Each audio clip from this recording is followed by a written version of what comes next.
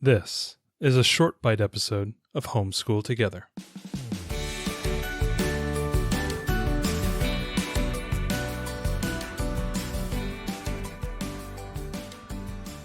Hello and welcome to Homeschool Together Short Bite Edition. Thanks so much for joining us. We're back reviewing another workbook.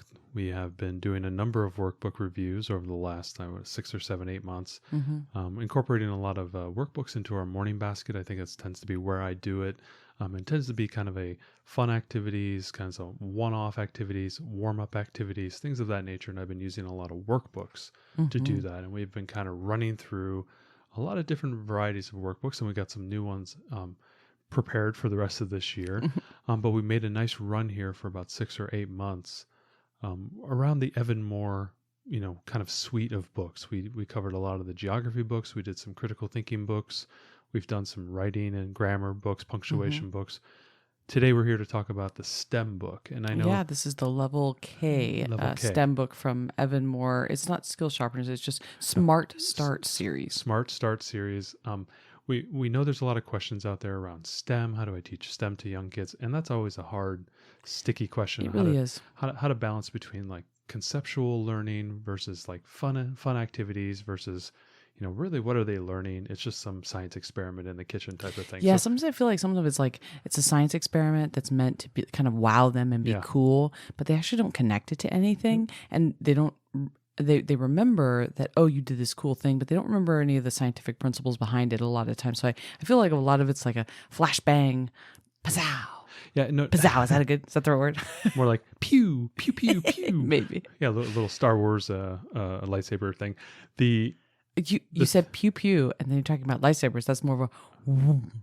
Yeah. Well, so we'll do a quick aside. I don't think the stormtroopers hit people because there's like some magic, laser belt, Batman utility belt deflector, and it's powered. Because otherwise, they have the worst aim in the galaxy. And what you don't know is that they're all powered by the midichlorians, and so like.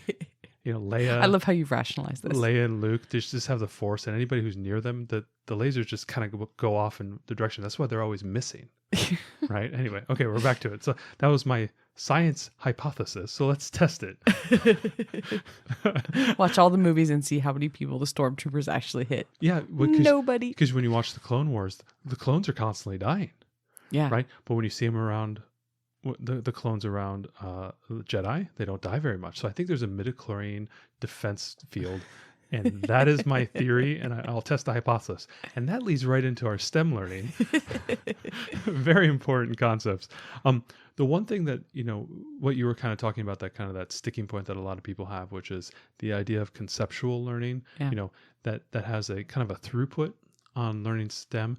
A lot of times when you think about STEM, and any type of STEM class that you might have taken in high school, or if you've been blessed enough to take one in college, obviously there's a plan, there's an idea for what you're going to do for that semester or that year, and they try to wrap a plan around that. Like there's a theme or whatever it might be, and through that theme you're learning various topics, right? And at the end of it, you'll have a good conceptual nature of, say, life science or earth science or chemistry or biology or whatever it might be, and all the things flow into it. And that can be a challenging thing to do at home when we're really doing more of this Western cowboy shoot 'em up thing where we're just randomly picking things to do, and it's hard. I love how you make it sound like a fly-by-night operation. I'm calling it the. There's a lot of metaphors. It's late, y'all, and our preschooler won't go to sleep. Here's a hypothesis. It's 10 o'clock. Is our 3-year-old still up? Oh, check. Yeah. Yes, it is. She is. So I'll permanently refer to it now as the Yosemite Sam STEM approach. And we don't like that because we intuitively think that, okay, it's fun little activities, but really is what is my learner getting? Yeah. The thing that I like about this STEM book and this workbook is for $10, you get a very comprehensive STEM understanding that's broken up into 3 specific areas. So physical sciences, life sciences, and earth sciences. For Kinder, which is... For Kinder, It's really easy, I found, to find science things, Real Science Odyssey, it's all kinds of stuff for like a little bit older. But to find something for Kinder is tough. And what's cool about this is, I think under the Smart Start brand, I think they have a book in pre-K, They also have a book in first grade. I think they have maybe another one for second and third. So you can continue up through And the thing. we will. Yeah, and I found, doing one book for, like, say, a 6-year-old, she's probably pretty good with the kindergarten level and also the first grade level. And we saw that with the geography books that we did. Skills that sharpeners. she went right up into the first book as well because she liked it, and it was kind of, she was kind of straddling the two grades. So I think we're going to try and do the first grade STEM after this. And see if we can propel ourselves forward. But so what does a typical lesson look like? You've got these 3 areas. So in each one of them, So how do they progress through the learning? Yeah. So basically, the whole book is broken up in those 3 tranches, and within each one of those is basically, if you can think about it, is a chapter, right? And there's maybe like 4 or 5 chapters under the one. Say, for example, under Earth Science, there's 3 chapters within that, and these are basically experiments, pieces of learning, activities that all fall under a like a topic. And so, for example, under Earth Sciences, they have one that says, okay, we're going to talk about the 4 seasons, right? And then they're going to have learning, activities, stories, and then an experiment around the 4 seasons. And then the next one is going to be bodies of water, and they're, again, learning, conceptual based understanding of what you're talking about, then some activities, a story to read about that, and then that springs you into a science experiment. Okay. And then they'd have another one that says looking at rocks. And so you're trying to understand rocks. And so all 3 of those flow up to this idea of earth science. I think those are things that are very observable for a kindergartner Exactly. to do. In the other sections, are they also things that are more observable, or are they more abstract? A few of them were good, like especially in the physical sciences where we did like shapes and sizes and stuff like that. And then we had a liquids and solids. So we had Okay, kind of so this is all stuff that they can, really see and experience. Exactly. Magnets, wheels. And then in the life sciences, they talked about plants and animals and things that grow, like seeds and whatnot. Okay. There were trees and all the parts. So yes, you're right. A lot of things that they can see, touch, and experience in their own. It's not, they had a chapter on dinosaurs, but I mean, other than that, it's things that are all around them, kind of in the house. What's really cool is when they hopefully there are not dinosaurs all around. I hope. I mean, we have a sculpture of a dinosaur in our city. I mean, we might as well. Yeah. Dun, dun, dun, dun, dun, dun, dun, dun, dun, dun. My God. No, they do exist. They do exist. He did it. He did it. Basically, every chapter. So when you get into like the topic, whatever it might be, so say like it's liquids and solids. Right. So they're going to have these science texts where you as the adult will read the text and explain some things. And they have some really cool artwork and pictures that go along with it. And then at the end of the topic, there's going to be a story, and that's going to springboard into a problem. So the story is going to be some sort of a fictionalized story. Kids on, they'll be sitting there and trying to solve a problem will occur to this child. Okay. And that will then springboard you into the science experiment. So the chapter is bookended by texts that you as an adult, as an educator, will read to the child. In between that are activities, and these are very simple 1-pager activities that this tree has this type. This is the parts of the tree: a branch, a leaf, the roots, the trunk. Those type of things, and then they have to connect it to the animals that like to eat those pieces or live in those areas. Some simple type, So you've read the informational text, and then they're going to do some activities which test their reading comprehension around the conceptual piece of it. Right. And then at the end of that, it ends, as I said, bookended in a story. And that story then takes you into the STEM challenge. And this is basically a page that is basically related to that story at the end of the chapter of trying to solve a problem or trying to understand the concept deeper. And then once you do the challenge, then they have this opportunity to do the STEM journal. So what kind of challenges are there? Like what would be an example of a challenge? Because one of the things that I also, being an engineer, I think I can sometimes I hate science because I hate teaching science because these experiments take tons of supplies and a lot of setup. And as much as I want to have really cool experiments for my kid, I don't love that part of it. So what kind of challenges are we talking about? What kind of materials? So I opened up to a random one, and they're all very the same. Okay. In the sense that they're level of complexity. Level of complexity. Very rarely did I have to oh yeah, I need to make sure I swing by, Walmart and go get that, those things that I need, like marshmallows. I don't like to keep marshmallows in the house. That is a personal That is a choice for personal, wellness. that is a wellness journey. Actually, we do have mini marshmallows at this house and have had them since you bought them for that challenge, and we have not eaten them. I mean, I think there's an award out there somewhere for us because Yeah. mini marshmallows would have disappeared in this household have 6 months ago. I have not grabbed a fistful of marshmallows in passing and blacked out eating all the marshmallows. So I opened up to a random one. This one was really fun. I actually remember this one really well. It was all about plants and what plants need. So they were talking about sun. So the whole conceptual journey of that chapter was, the sun, photosynthesis, water, temperature, protecting from the animals and plants and insects and things of that nature. So they talked a lot about that. At the end, there was a problem that this young boy had multiple pots, but his hose wasn't long enough. Okay. And they told the story, and it goes right into the challenge, which is you as a learner have to figure out how to water 4 pots using a hose extension piece. All right. And so what was really cool is they said, okay, design and construct a device that will water 4 plants at one time. All right. Very simple. Flower pots, in brackets, cups, can be arranged however you like. Right. And the device must water all 4 plants at the same time. And then they give you a suggested list of materials. So we're talking straws, tape, glue, water, 4 cups. And I included a hole punch in mine. And so we had all of those materials in the house, so I didn't have to go out and get anything. And so then what you do is you present that challenge to your learner, and they then, in their journal, they have to do a couple things. First thing is they have to draw a plan of what they're going to do. So a lot of times I would sit down with my daughter and say, okay, here's our challenge. Here's the cups. We have to water all these cups. How are we going to do this? We got all these pieces here.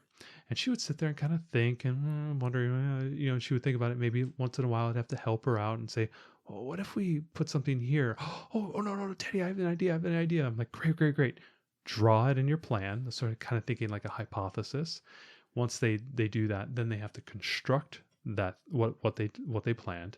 And then there's this testing portion where then they have to test it, right?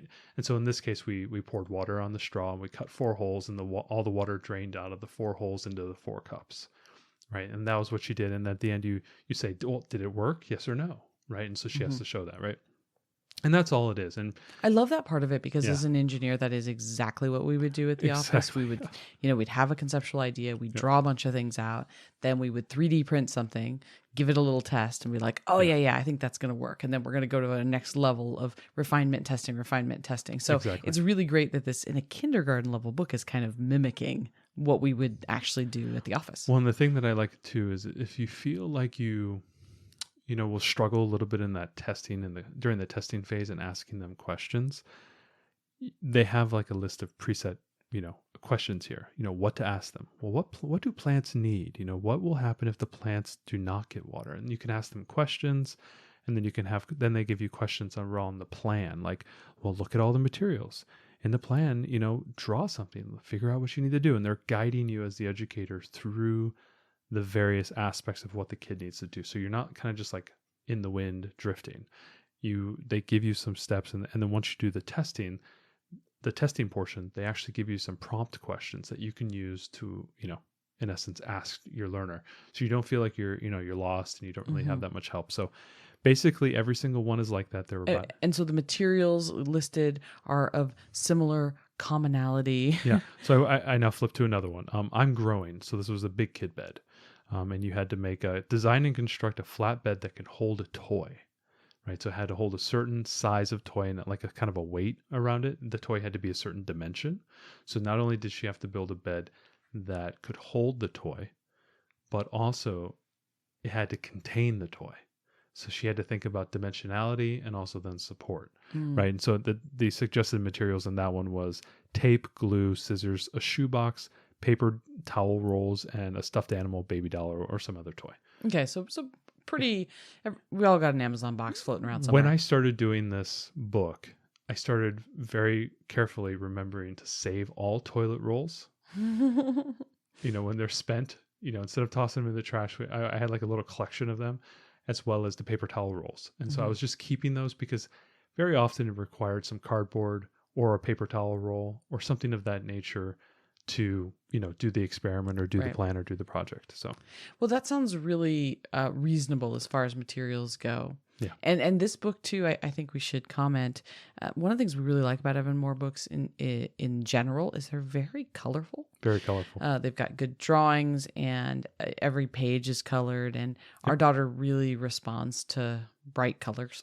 So, Like here's another one. We had to build a lily pad that floated, and that lily pad had to hold a certain amount of money. And so we had to have like 22 pennies, or, so you can obviously fudge some of those. You don't need 22 pennies, but, if you can hold, a couple pennies and maybe something a little bit heavier, you can do that as well. Like this one needed tape, string, straws, aluminum foil, a tub to put the water in, and water, glue, and tape. Again, all these things that we typically have in our art caddy and in kind of our crafting box. So, with respect to the, experiments, you even had to do one. You had to do the dinosaur one, right? With the Right. footprints. Yeah. And sometimes, we will, we'll bend the rules. Like I remember with the dino fossils one, instead of using gumdrops, bendable straws, clay or putty, or wood skewers, we just used Play-Doh. yeah, And we said, made dinosaurs out of make your Play-Doh. dinosaur out of Play-Doh. So draw your dinosaur, make it, and then, ask the questions about So it. which one needed marshmallows? That was the wheel. So she had to make a wheel out of marshmallows. Oh, And like little skewer sticks, kind of like shish kebab sticks. yeah, and or like toothpicks. Toothpicks as well. I think I used toothpicks and the skewers. Skewers for like the axle portion of it. The spokes. Spokes, yeah. And then to connect all the marshmallows, we used the toothpicks. And so she had to make this wheel, and then I think I had her connect it with an axle, and so she had to roll it. And so Very cool. Yeah. So it's kind of a cool, and it's just really fun. And I think she's really looked forward to the experiments and things in here. Absolutely. Now, with respect to time, I typically did like one of these a week on a Monday or a Friday. Those tend to be our longer homeschool days, and I tend to have a little bit more time to do activities like this. And I can basically do one chapter, essentially is a topic, right, from start to finish, including the science experiment and the time around that, and then a lot of times there's a little bit of post science experiment play, like she's built something and then she wants to kind of explore even more. 30 to 40 minutes it takes to do that. So it's not a lot of time, not a lot of commitment. You get about, I think, 12 or 15 of them in the book. So if you think about just slowly doing it, once a week over the course of like half a year, you'll burn through the book. And for $10, I think you can get them a little bit cheaper some other places. Yeah, I usually stock up at all these Rainbow Resource. That's one of my favorite places to go. You need to do $50 to get free shipping, and so these are often the books that I add in to get up to that amount because they're just always pretty good, Yep. And they just bring in something a little bit different. And I really like the way that this one's done. We also have a STEAM book from them, and I think maybe we'll review that on a separate short bite because it's a little bit different than this one. From the standpoint of doing STEAM, and I'll just give a little thing. I was more impressed with the STEM than the STEAM. Yeah, well, let's talk about that. We'll talk about that when let's we get get into there, that. I don't want this to go too long, but I've been really hot on the Evan Moor stuff. So we've talked about it a number of Mm-hmm. times. I've liked them a lot. I like their branding. I like their ideas and concepts. They do say that this up in the top, it says correlated to current standards. So I would imagine that's our Common Core standards. So if you have a state that's aligned to that STEM wise, this is probably feeding into those requirements around the earth science, the life science, physical science, that type of stuff. I'm sure all of those key topics and all of the various sections feed into requirements from Common Core for whatever science, technology, engineering, math type of standards. Also, there's a lot of good reading in here and a lot of writing potentially. So if you wanted to kind of dovetail those two things as well, right. And then obviously in the journaling section, when you're drawing what you're doing and then drawing what you did, you can be as elaborate or as simple as you want. Color, proportionality, things of that nature, or you can just have your kids scribble what they made. Mine kind of did more of the scribbling. She was more interested in the actual thing that she was doing. So yeah, but kinder. So but kinder level stuff. So I think this was really good, and we'll be getting the first grade book of this, and we'll come back and talk about that one when we finish it and see if it is also as good as the kinder book. Yeah, I think we'll do a little bit later this year. I think we'll give the summer off, and because I have some other STEM stuff that I'm going to do this summer, but I think we'll do the next one for essentially when she'll be in first grade. So Yeah, that's great. So Evan Moor's Smart Start STEM. That's right. Thanks so much for joining us today and making us a part of your homeschool journey. Please engage with us on social media. Join our Homeschool Together podcast group on Facebook and find us at Homeschool Together Podcast on Instagram. We'd love to hear your feedback, questions, and recommendations. Until next time, Happy homeschooling!